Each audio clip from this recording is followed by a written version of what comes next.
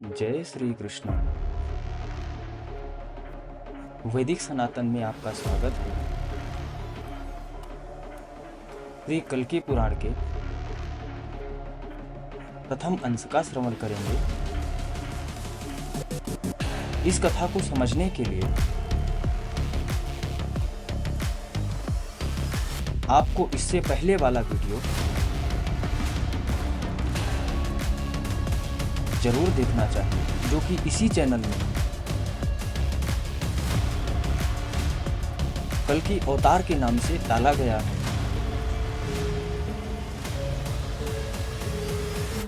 प्रथम अध्याय।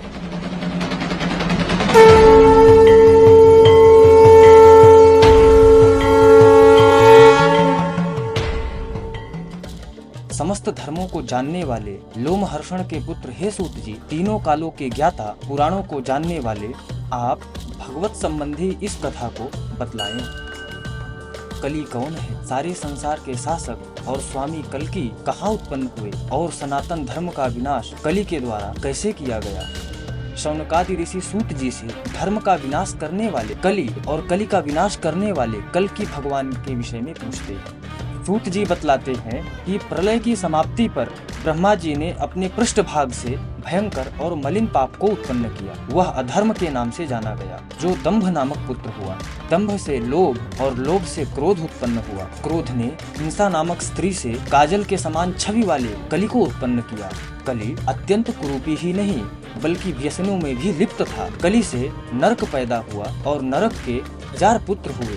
इस प्रकार कली के वंश में बहुत से धर्म निंदक हो गए। कली के वंशज दुराचारी, दंभी, हिंसक, नीच, क्रूर और कामी, पेटू, पापी, अल्पायु और अधर्मी थे।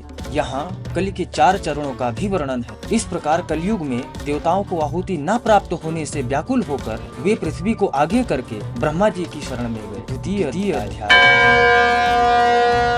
ब्रह्मा जी को प्रणाम करके देवताओं ने कली के दोषों से होने वाले हानियों को उनसे कहा। यह सुनकर ब्रह्मा जी देवताओं के साथ विष्णु जी के पास गए और देवताओं के हृदय की अभिलाषा को उन्होंने बतलाया। यह सुनकर विष्णु जी ने उन्हें आश्वासन दिया कि मैं पृथ्वी लोक में संभल नामक नगर में विष्णु यश और सुमति के यहाँ जन्म लूंगा और मेरे अंश से ही 3 भाई उत्पन्न होंगे और आप सब देवता अपने अपने अंशों के साथ मेरे बंधु बांधव बनकर अवतरित होंगे। मेरी प्रिया लक्ष्मी सिंहल देश में बृहद्रथ और कौमुदी के घर में पद्मा नाम से अवतरित होंगी। विष्णु जी ने उनसे यह भी कहा कि वे सूर्यवंशी मरु और चंद्रवंशी देवापि राजाओं को भी पृथ्वी लोक में स्थापित करेंगे। कली का विनाश करने के पश्चात दोबारा से कृतयुग और धर्म की स्थापना करके वे पुनः वैकुंठ धाम वापस आ जाएंगे। विष्णु जी का आश्वासन पाकर ब्रह्मा जी ब्रह्मलोक तथा देवता स्वर्ग लोक को चले गए। विष्णु जी सुमति के गर्भ से विष्णु यश के घर में उत्पन्न हुए। देवी और देवताओं ने उनकी विभिन्न प्रकार से सेवा की। तत्पश्चात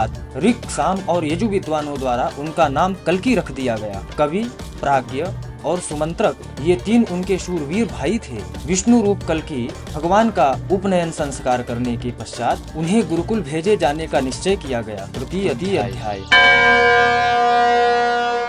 जब कल्कि भगवान को गुरुकुल ले जाया जा रहा था, उस समय परशुराम उन्हें गुरुकुल के स्थान पर महेंद्र पर्वत पर स्थित अपने आश्रम ले गए। उन्हें वेद, वेदांग, 64 कलाओं, धनुर्वेदादि सब शास्त्रों की शिक्षा प्राप्त कर गुरु से विदा लेकर कल्कि भगवान ने बिल्वोदकेश्वर जाकर शिव जी को प्रसन्न किया। प्रसन्न हुए शिव जी ने उन्हें बहुत सा आशीर्वाद देकर इच्छानुसार जाने वाला तथा बहुत से रूपों को धारण करने वाला अश्व, सर्वज्ञानमय तथा रत्नों की मूठ वाली चमकती हुई तलवार प्रदान की। वे सब वस्तुएं लेकर कल्कि भगवान संभल वापस आ गए। विष्णु भगवान को कल्कि रूप में अवतरित जानकर ब्राह्मण, क्षत्रिय, वैश्य और शूद्र सभी धर्मनिष्ठ हो गए। यह सब सुनकर विशाखयूप राजा भी कल्कि भगवान के दर्शनों के लिए आए। चतुर्थ अध्याय। विशाखयूप राजा ने कल्कि भगवान से ब्राह्मण के लक्षणों और भगवत भक्ति के विषय में पूछा। उन्होंने कहा, जो ब्राह्मणों का धर्म है वही उनकी भक्ति है। वे पूजनीय हैं और धर्म प्रवर्तक हैं। जब सब चले गए तब शिव जी द्वारा प्रदत्त शुक ने कल्कि भगवान को बतलाया कि वह किस प्रकार के वैभव से संपन्न सिंहल देश गया था और किस प्रकार उसने वहां राजा बृहद्रथ की स्वर्ण गुण संपन्ना राजपुत्री पद्मा को देखा। जो वस्तुतः लक्ष्मी का ही अवतार है। पद्मा की भक्ति से प्रसन्न हुए शिव जी ने पार्वती सहित आकर उससे कहा कि विष्णु जी तुम्हारे पति होंगे और यदि अन्य कोई पुरुष तुम्हें काम वासना से देखेगा तो वह तुरंत ही स्त्री बन जाएगा। शिव जी के इस वरदान को पाकर पद्मा अत्यधिक प्रसन्न हुई। पंचम अध्याय। अपनी पुत्री पद्मा को युवावस्था में पदार्पण करते हुए देखकर राजा बृहद्रथ जब चिंतातुर हो गए, तब उनकी पत्नी कौमुदी ने उन्हें शिव जी द्वारा कही गई यह बात बताई कि विष्णु भगवान पद्मा के पति होंगे। परंतु राजा ने स्वयं को इतना भाग्यशाली न मानते हुए कि स्वयं भगवान विष्णु उनके जमाता बनेंगे, पद्मा के लिए स्वयंवर का आयोजन किया, जिसमें दूर दूर के देशों से अनेक राजा आए। पुरुषोचित गुणों से युक्त सभी राजा देवतुल्य दिखाई दे रहे थे। अनुपम सुंदरी पद्मा को देखते ही कामदेव से पीड़ित सारे राजा शिव जी के वरदान के कारण स्त्री बन गए। यह देखकर पद्मा अत्यंत हृदय से दुखी होकर करुण विलाप करने लगी। शुक भी उस विलाप को सुनकर अत्यधिक दुखी हो उठे और इसलिए शिव जी के वचनों से विष्णु भगवान को पति बनाने की इच्छा वाली उसका विलाप यह विष्णु रूप कल्कि को बतलाने के लिए संभल आ गया। षष्ठ अध्याय।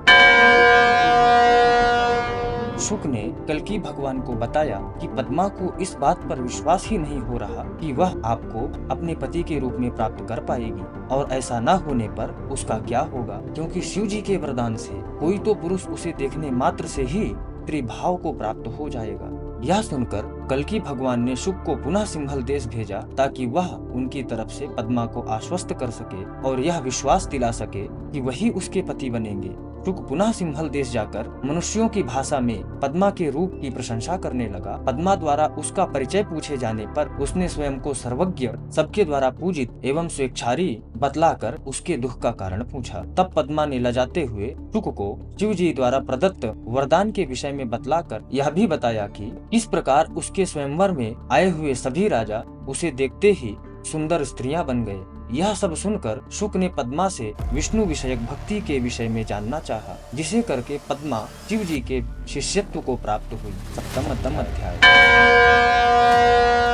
पद्मा ने शुक को बतलाया श्री विष्णु की पुण्य प्रदान करने वाली पूजा विधि श्रद्धा पूर्वक की जाने पर महापापियों के पापों को भी तुरंत दूर कर देती है। उसने विस्तार में 16 श्लोकों में बताया कि विष्णु भगवान के अंगों का स्मरण करने से भक्त शुद्ध और मुक्त होकर ब्रह्म प्राप्ति से सुख को प्राप्त करता है।